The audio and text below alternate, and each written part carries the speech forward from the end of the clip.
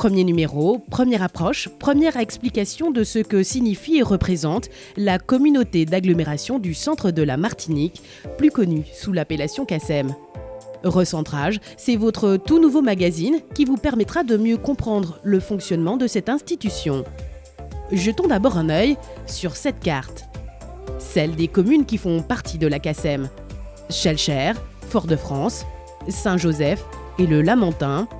Une zone qui s'étend sur 171 km² et englobe à elle seule 42% de la population martiniquaise. Et oui, ce n'est pas rien. 4 communes, près de 160 000 habitants, une seule communauté, plusieurs champs d'action et un objectif, améliorer le quotidien de ses administrés. Et dans ces 4 communes, on retrouve un certain nombre d'activités et d'infrastructures qui font la richesse et la diversité de la CACEM.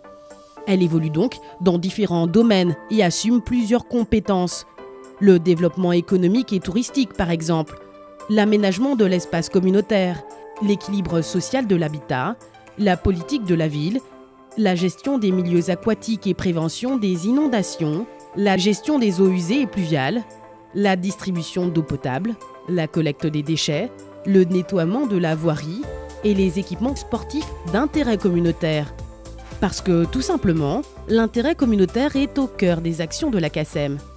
Je suis à la CACEM depuis 2001, le président depuis 2014. Pour moi, être la première communauté de la Martinique, c'est avancer pour améliorer le cadre de vie des habitants, pas seulement de la communauté centre, mais de la Martinique. Le président fait partie de ce que l'on appelle le bureau communautaire.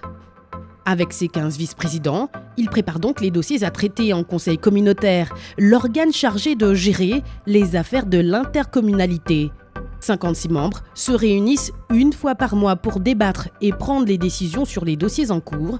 La CACEM, c'est donc une très grosse machine qui emploie au total 400 agents. Et pour financer toutes ces opérations, elle peut compter sur un budget qui provient principalement des contributions des entreprises, mais aussi des particuliers. Le budget de 2018 était de 180 millions d'euros. Celui de 2019 sera en légère diminution. Alors, les raisons, c'est parce que nous avons beaucoup moins de dotations d'État. Et comme les élus n'ont pas souhaité augmenter la fiscalité, donc nous sommes dans un système de maintien du niveau du budget, même en légère diminution. Et nous avons également à signaler par rapport au budget précédent, le 2017, une nette diminution du budget puisque nous n'avons plus la compétence transport.